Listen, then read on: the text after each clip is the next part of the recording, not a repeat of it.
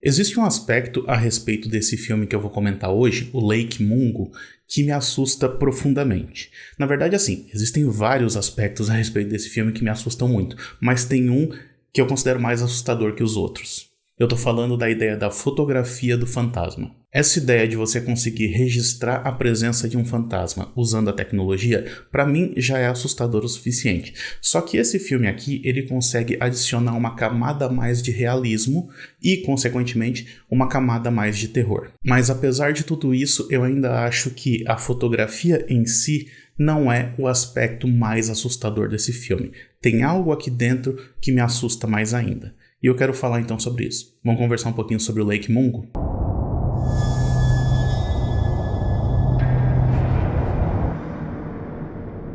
Olá pessoal, sejam muito bem-vindos a mais um vídeo aqui do canal Setmind. Eu sou o Daniel e no vídeo de hoje eu quero conversar um pouquinho com vocês sobre o filme Lake Mungo, que é uma produção australiana de 2008, escrita e dirigida pelo Joel Anderson. Esse filme ele foi rodado usando o formato do mockumentary, ou do falso documentário, ou seja, toda a narrativa ela é construída como se fosse um documentário, como se tudo aquilo que a gente está vendo é real. Então, ao longo do filme a gente vê entrevistas, a gente vê imagens de arquivo, a gente vê notícias de jornal, tudo falso, obviamente, mas que serve para dar um grau a mais de realismo para o filme. E a história que esse falso documentário está contando é a história de uma família que precisa lidar com o luto, uma família que recentemente perdeu a sua filha. O que acontece é que essa menina estava nadando numa represa e aí ela acabou desaparecendo e o corpo dela só foi encontrado um tempo depois. Só que o luto acaba se transformando em mistério quando a menina morta acaba aparecendo em alguns registros que são feitos pela família. O irmão dela tinha o costume de fotografar o quintal da casa dele para um projeto que ele estava fazendo. E em uma dessas fotografias que ele faz, ele acaba vendo o que parece ser o fantasma da irmã dele. Não só isso, mas o fantasma dela acaba aparecendo também em outros registros que são feitos por outras pessoas, o que estimula eles a fazer os seus próprios registros. Então eles espalham câmeras pela casa e eles acabam registrando mais e mais vezes a presença desse fantasma. Isso para mim é assustador por diferentes motivos. Por um lado, a gente tem a questão da vulnerabilidade, porque em uma dessas imagens é possível ver o fantasma observando os seus pais enquanto eles dormem. Ou seja, ela tá ali, mas eles não percebem que ela tá ali, então eles estão nessa posição de vulnerabilidade. Da mesma maneira que em alguns momentos ela aparece quando não tem ninguém em casa. Ou então, quando eles estão em casa, mas não percebem que ela tá ali.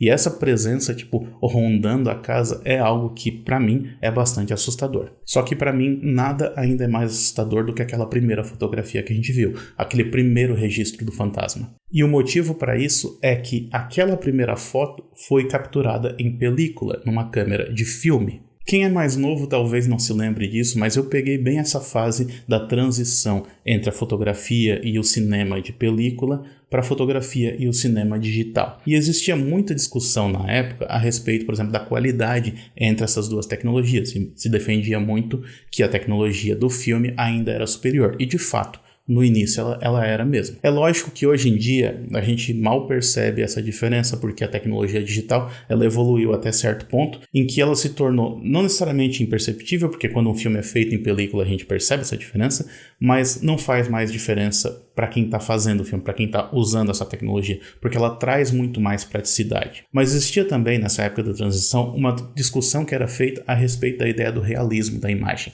E por quê? Porque quem defendia a fotografia em película, por exemplo, a fotografia em filme, defendia que era uma fotografia que era mais realista. E por que ela era mais realista? Porque o funcionamento da câmera era muito mais simples, a luz entrava pela lente e ela era impressa na película, ou seja, não existia um intermediário, a câmera simplesmente estava imprimindo pra gente aquilo que estava na frente dela. Ela estava pegando esse desenho de luz e transformando ele numa fotografia. Ou seja, a luz entra, a fotografia sai. Eventualmente, né? Tem que passar por um laboratório e tudo mais. Mas basicamente é isso, não existe um intermediário, não existe uma transformação na imagem. E transformação acontece no caso da fotografia digital. Por quê? Porque a câmera captura uma imagem que está na frente dela, mas ela transforma ela em outra coisa, ela transforma ela num arquivo digital. Ou seja, a fotografia digital ela acaba inserindo um intermediário entre o que está na frente da câmera e o resultado final. No caso da fotografia de filme, isso não acontecia, e é por isso que se defendia a ideia de que ela era mais realista. E voltando ao filme aqui então, isso acaba trazendo pra gente uma camada a mais de realismo, porque é como se a câmera tivesse capturado simplesmente aquilo que estava na frente dela. E aquilo que estava na frente dela, aparentemente, era um fantasma. Ou seja, é uma camada a mais de realismo que o filme está apresentando pra gente. Um filme que, por sinal, já está sendo rodado num formato que emula um formato realista, que é o documentário. E essa nova camada, pra mim, é extremamente assustadora. Só que não é assustadora para os personagens, e isso é muito importante. Porque os personagens não necessariamente estão assustados com aquela presença sobrenatural. Ao contrário disso, ela traz conforto para eles. Eles querem que ela esteja ali.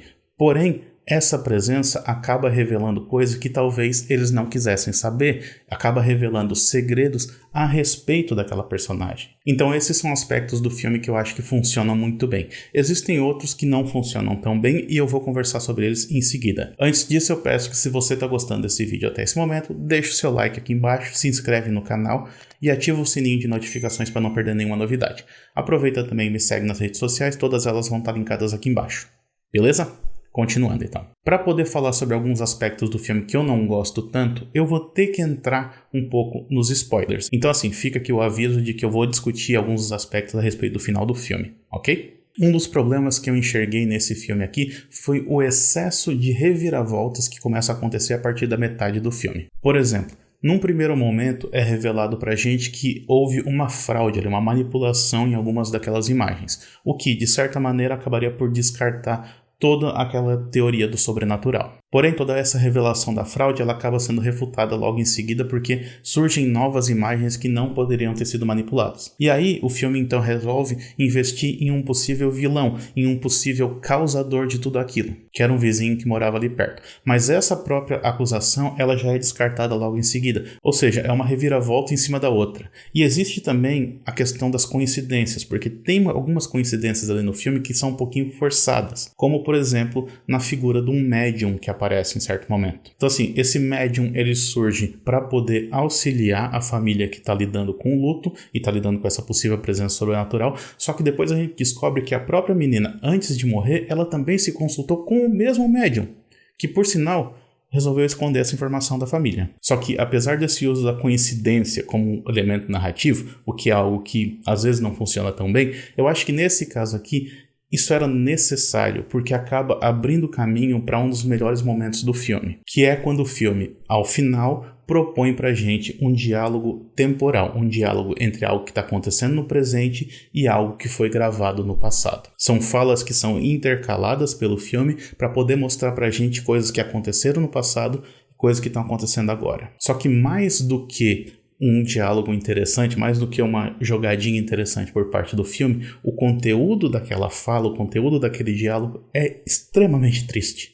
Demais mesmo. E aí, aqui eu volto àquilo que eu falei no início desse vídeo. Existem algumas coisas a respeito desse filme aqui que para mim são mais assustadoras do que a presença do fantasma. Então, sim, o filme tem várias cenas que são bastante assustadoras, na minha opinião, só que ainda assim eu não acho que o filme seja necessariamente sobre isso. Não é apenas um filme que fala sobre registros do sobrenatural. Porque o Lake Mungo não é um filme sobre a falta que a gente sente de algum ente querido que morreu, mas sim sobre a falta que eles sentem da gente quando nós deixamos eles para trás. E isso é um pensamento extremamente assustador, pelo menos para mim. Bom, por hoje é isso, então espero que vocês tenham gostado desse vídeo. Se gostou, eu peço que curta e se inscreva no canal. A gente se vê na próxima, até mais, tchau, tchau.